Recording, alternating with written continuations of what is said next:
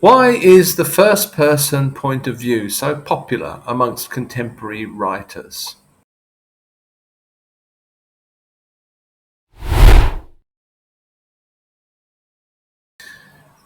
If you're a writer yourself or a voracious reader, you'll probably know what I'm talking about when I talk about point of view in a book.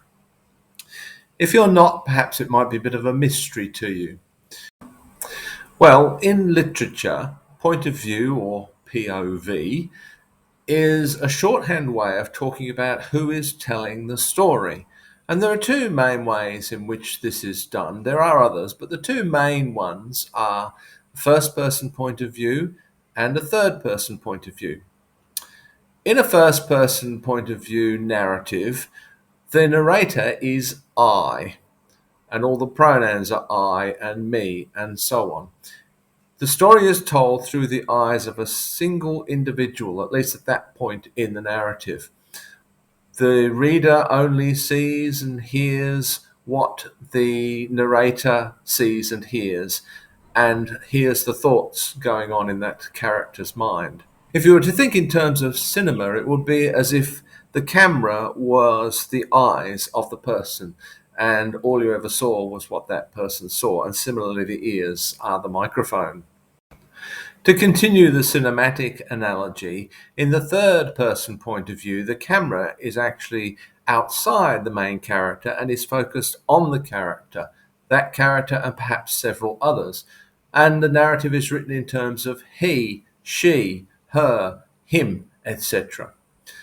Now, you can still get very intimately close to a particular character and you can still reveal the character's thoughts, but you have the advantage that you can also turn the camera on other characters or on scenes where there are no characters involved at all. At the moment, in contemporary fiction, the first person narrative seems to be very popular, and I wonder why this is. For me, it raises several issues that I've been wrestling with for some time. When an author chooses to write a novel in the first person, they're committing themselves to maintaining the voice of that person throughout the entire story. This may be very difficult to sustain. Failing to do so leaves the work seriously flawed. However, succeeding to do so may not lead to great results either. As the reader, I may become bored with the tone, bored with the character, bored with this single point of view. With first person narrative, the reader only gets to see, hear, know, and experience what the narrator sees, hears, knows, and experiences. It's sometimes argued that this is a good thing in thrillers and mysteries, and it may be so.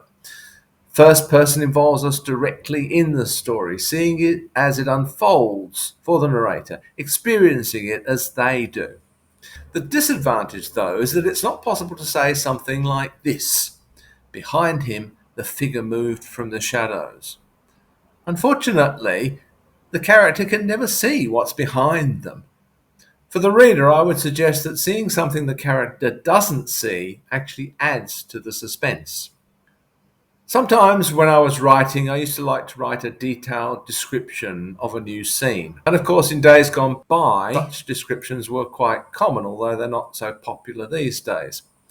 When this is done in the first person, it always seems somewhat artificial, as people seldom observe things so closely. It's also nice to be able to describe the actions or appearance of the characters themselves in a way that they would rarely do themselves. Consider a passage such as this: his eyes darted from side to side. He fiddled nervously with the toggle of his jacket, and beads of sweat formed on his forehead. How would I write that from a first person point of view and reproduce the same effect? This simply doesn't sound right. My eyes darted from side to side. I fiddled nervously with the toggle of my jacket, and beads of sweat formed on my forehead. It's difficult to imagine a person thinking about themselves in this way. Finally, I wonder sometimes whether first person narrative is used to cover poor writing and poor grammar. When using first person, I can blame these things on the narrator. I can claim that it's an integral part of their character. Effectively, the entire novel becomes direct dialogue with the reader, and so the stylistic rules that apply to this must apply to the narration as well. How do I, as an editor, know when to correct bad grammar in a story with a first person narration? Perhaps this is just the way the narrator speaks.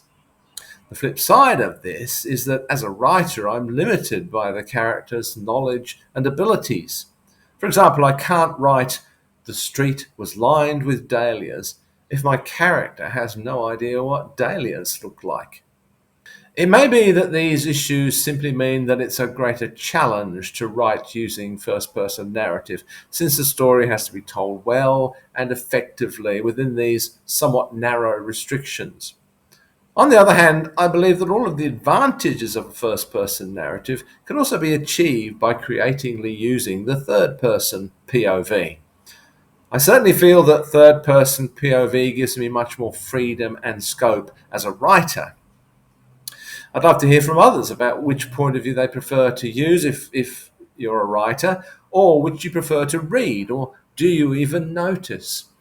One of the things that always surprises me when I go to my monthly book club is that many of the other members of the book club haven't even noticed whether the book was written in the first person or third person voice. That's not something that I cannot notice. I'd also love to hear people's opinions about why they think the first person narration seems to be so popular at the moment.